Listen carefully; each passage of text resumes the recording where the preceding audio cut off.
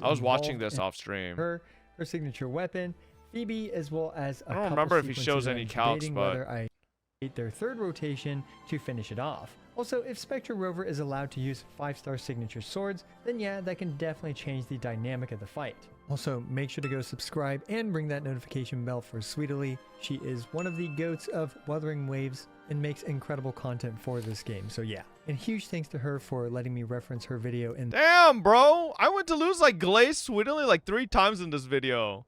this video. Now, I also tried this on Glaze. the media server, and the footage in the background won't match because I didn't want to use media server footage for this video, but with a reasonably well-built Moonlit Spectre Rover on the Emerald of Genesis, I was short by about 10% of the Inferno Rider's health, leading to an additional rotation for me to take it out. My clear times ended up being 48.2 seconds with Zani and 79.2 seconds with Spectre Rover, thus taking me about 64.4% longer to clear this with Spectre Rover in comparison to with Phoebe. While I do think I can improve my Spectre Rover's time, and I would go back to retry on the media server, but sadly that's just not an option for this current video. Anyway, using my live account, which obviously has its issues, with an underbuilt Phoebe and Spectre Rover, as well as a weaker Zani than the one on the media server, as well as sequences on Verena and Shorekeeper, well, here are my results. Versus the Inferno Rider with Phoebe,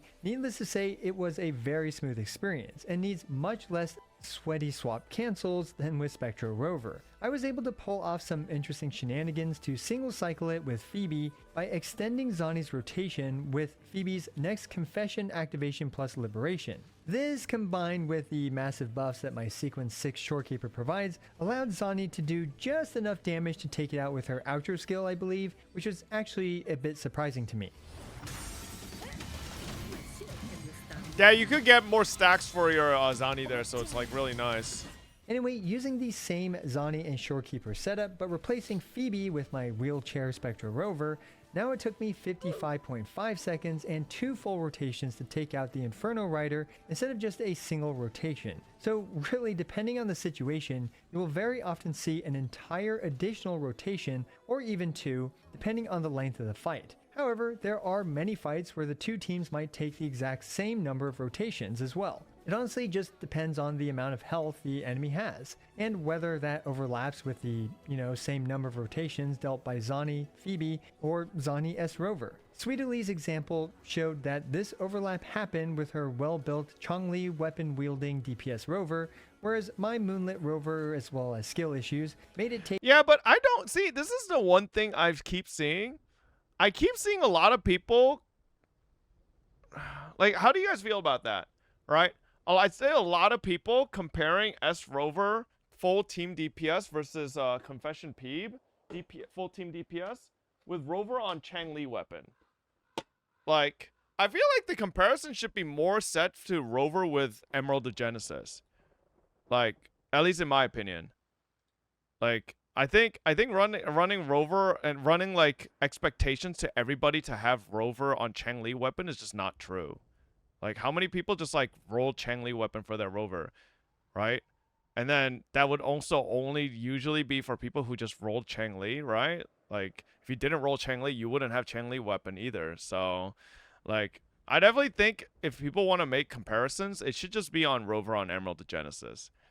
Like, I don't really get why a lot of people are using Changli weapon to like make comparisons, because like, don't get me wrong, Changli weapon is best in slot, but like, how many people who didn't roll for Changli have Changli weapon for Spectral Rover? I don't know if that's a common thing, all right? Changli weapon is good universally, like String Master, to be fair. Yes, but I don't think a lot of people pull Changli weapon for maybe I might be wrong, right? Who knows? I'm making a huge leap in logic here, so I don't know. There's no proof here, but I feel like Emerald of Genesis is usually the better I guess benchmark. Take an additional rotation to complete. Fortunately though, power creep isn't so bad, and this is a bit off topic, but my best S0R1 Zani time is nowhere near my Sequence 6 Refinement 5 Jinshi's time of just 15. Changli weapon is like 10 to 15% better than Emerald Genesis, isn't it, for Changli? I usually don't pull a weapon unless it's as strong as Zani's. I don't actually know that, but either way, like yeah, everybody has to remember that the 5-star sword is probably, I'm assuming, the most picked 5-star weapon that everybody, I'm pretty sure, picked from their level 45 box. So like, I think that's probably the better measure, but Second, so that's mildly reassuring. Anyway, I've got another, in my opinion, interesting comparison, with this one being against the level 100 Crownless in the Overdrive zone, which mainly just provides 10% spectral resistance shred for the team. With that being said, this is a much more where's challenging Zani's fight, face? since this level 100 boss doesn't have ridiculous frazzle buffs attached to it compared to the center tower. Not only that, but this Crownless likes to freak out and start bolting all over the place after you stun it, dragging out this fight for even longer. I'm absolutely certain that my gameplay for this was not perfect, but I felt like this was a reasonable enough showcase to compare Phoebe to Rover here. With my Phoebe and Verena team, I was able to clear this in 80 seconds. And yes, I'm using Verena here instead of my Shorekeeper because my Shorekeeper is at sequence 6, which is just not really an accurate reflection of players' experiences, but Verena on the other hand I went is to a bit lose, more you relatable. dirty whale. Now, on the other hand, with Spectral Rover, now I'm really starting to feel the skill issues or something. Perhaps it's how long the fight is and dealing with the Crownless thing freaking out 2 times in a row. This fight felt way more difficult than it should have been. I'm certainly no sweat lord and what. This is where I think a little bit of the peep value I do think some people are ignoring, because I feel like if you're not as sweaty and a really good player, certain bosses can be absolutely miserable to fucking deal with, right? Like I'm thinking like casual players. But Peeb's E is insane. It's a relatively short cooldown, and you could just fucking freeze, and keep those motherfuckers in place, right? That shit's so good.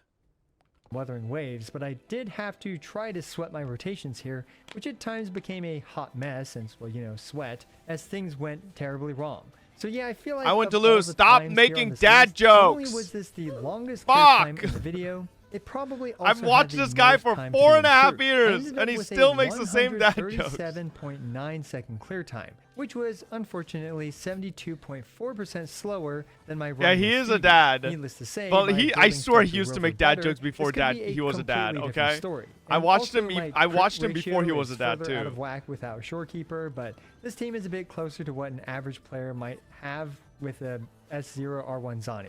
Anyway, a clear time of 137.9 seconds is honestly a bit concerning, as you need a clear time of 120 seconds to get the 3 Doritos, if this fight were to actually take place in the central tower. You'll have to let me know though whether this tower has roughly the same HP scaling as their usual level 100 tower, because if it does, that might mean this Zani team could struggle a bit with Spectral Rover to clear the middle tower when the buffs no longer favor her. Fortunately though, Whale Jinshi is still my queen and cleaned this out in 27.2 seconds. Perhaps with a Whale Jojo or something this could have been much faster, but alas, I do not have such an attachment to glasses.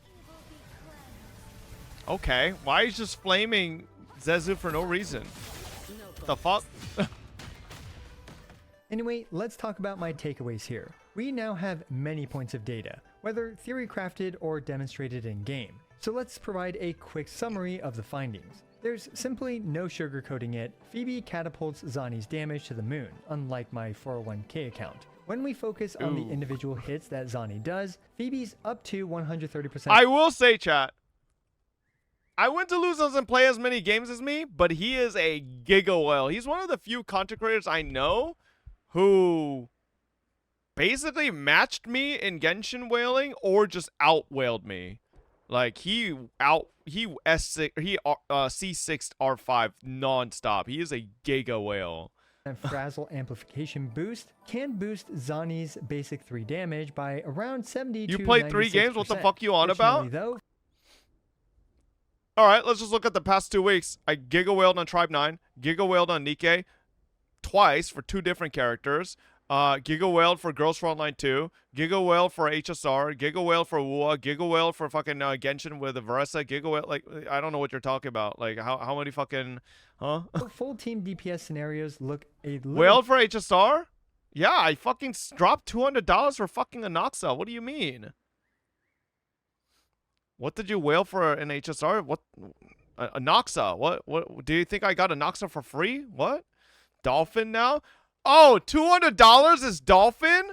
Oh, I didn't realize I was in the presence of a millionaire. My bad, Crippo. I guess you're just... Oh, you're just that rich. Oh, he just throws $200 around like pennies. Ah, it is what... Hey, okay, all right. I see you, Crippo. How about you drop 100 gift subs right now? You're a millionaire. Come on. Let's see it. Let's see it, buddy.